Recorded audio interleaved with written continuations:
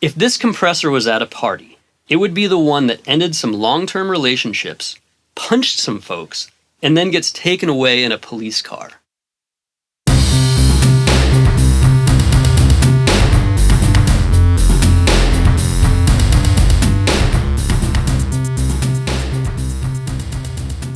Oh, hi! According to the Heritage Audio website, the Successor is a true stereo diode bridge-based bus compressor with advanced sidechain filtering and built-in parallel processing capabilities, sharing the Class A 73 type output stage that Heritage Audio is famous for. So basically, this is an all-analog hardware compressor in the vein of those famous Neve bus compressors, but with some added bells and whistles. Here's our experience with the Heritage Audio Successor. We purchased this particular compressor to get yet another flavor in our mastering chain. Having used the actual Neve hardware and a slew of the plugin emulations, I associated that sound with adjectives like punchy, smacky, thick, and certainly colorful. Seeing that the Successor had a wet-dry blend knob and detented gain steps, it seemed like something that could actually be used in our mastering setup. Furthermore, the sidechain options looked incredibly promising for specialized tasks like de-essing and/or de-harshing mixes. I was also really excited to try it on drums, bass, and just about everything else. Luckily, buying our Successor in September of 2021 was easy and it arrived quickly to the doorstep. The unboxing was uneventful and the packaging was decent. The unit arrived a little dusty but in otherwise perfect condition. Pulling it out for the first time, it was much lighter and shallower than I imagined, considering this thing does have transformers on both the input and output stages. Installing it into the mastering desk went smoothly and everything plugged in snugly. As is only natural, the first thing I did after installing it was to turn it on and start fiddling with all the cool looking knobs and buttons. The fully stepped potentiometers have an easier, lighter touch than expected, but click around with an even feel. No vintage cha-chunk as you flip between the settings, but it doesn't necessarily feel cheap or sloppy in any way. The threshold and blend knobs have these finer, easier detents and feel optimal for their respective functions. The buttons all click in and out with a nice solid action, and I really like how the meter only lights up when the compressor is engaged. In fact, I can't think of any other piece of hardware that feels as official to turn on. And overall, it looks great. The colors, materials, and layout all work really well. It's a nice mix of Neve 1073 cues baked into an efficient, modern presentation. What's not to like? Well, after messing around with it for a bit, while reading the manual, which I should have done before buying, I realized that there's no way to hard bypass this thing without additional hardware. You can bypass the compressor section as indicated by the Dynamics In button, but no matter how you have the blend knob set, all audio still passes through the purposefully colorful input and output stages. This may not be an issue for most users, but it kinda took it out of the running as a mastering piece in our current setup. It seems a little bit silly that Heritage Audio did it this way, but I guess they're not aiming this product at mastering engineers. In fact, I emailed Heritage Audio about this and they responded saying that this is a feature that allows engineers to use the box's color without any compression. That checks out. But before just throwing it back in the box and sending it back like some poor unwanted thing, I figured let's see what it sounds like. The first source I had a chance to try it on was drums, for an album that came in for mixing. I was immediately surprised by the sheer extremity of sounds I was able to get so quickly. This thing can attack and release in ways I've never heard before. Even when limiting with a fast attack and slow release, the snare still punches through, even on room mics. I could quickly tell that this thing loves or hates drums. In fact, the Successor so quickly ended up on the drum bus of every mix session that it was hard to try it on anything else. Here's some notes I jotted down after just one day of using it on drum duties. Love the way it reacts to cymbals. Somehow adds excitement to transients while warming up cymbal harshness. Not easy to do in VCA or digital land. Even with the fastest attack setting, the transient doesn't sound rounded off or squashed, it just changes. This is one pissed off compressor.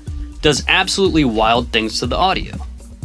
Pumps and gasps like a champ, even to the point of absolute choppiness. If this compressor was at a party, it would be the one that ended some long-term relationships, punched some folks, and then gets taken away in a police car. When we did finally manage to use the Successor on stuff other than drums, we had interesting results. In one instance, we attempted to strap it across the stereo mix for some pre-mixed background music for some level control. Surprisingly, it wasn't very helpful in leveling the mix in any sort of average sort of way, or squishing the peaks down in any sort of useful way. It just wanted to either bug out or do nothing. We didn't find any sort of great settings, but did settle on a 2:1 ratio with 20 millisecond attack time, A2 release, 50 Hz in the sidechain filter, 4 decibels of makeup gain, blend at 80%, and getting up to about 4 dB of gain reduction. It's worth noting that the 2 dB steps make it hard to level match closely. In another case, we used it on a lead vocal in a pop mix. This time it was hard to find a setting that sounded bad. On this particular vocal, it sounded pretty transparent until hitting it really hard.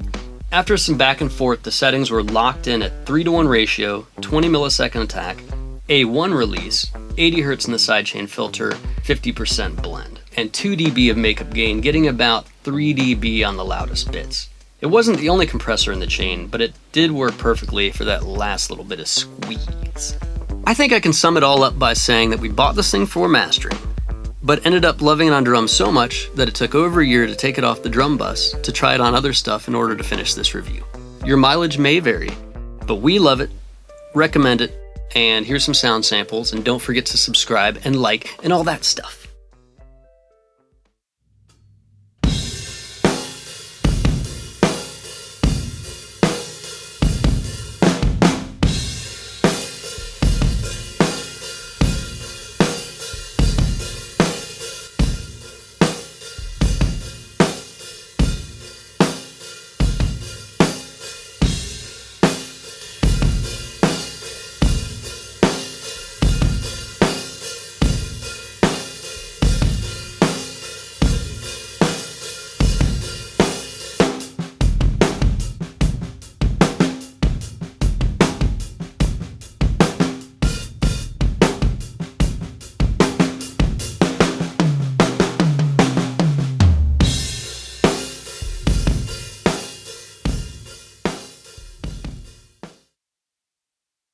I should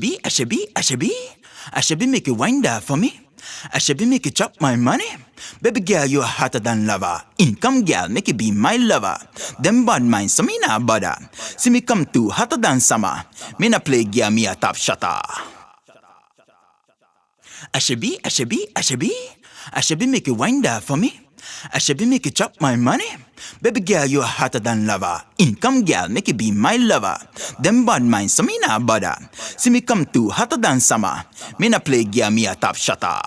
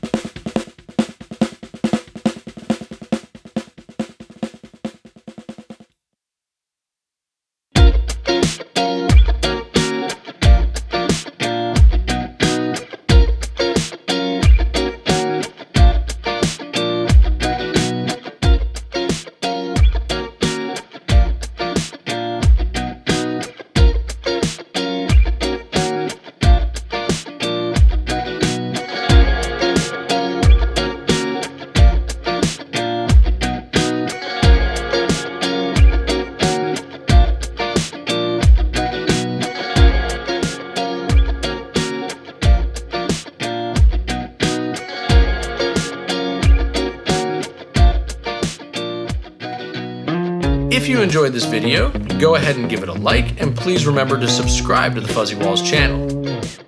Anything you'd like to add, feel free to leave a comment. And when that final mix is ready for mastering, Fuzzywallz is standing by.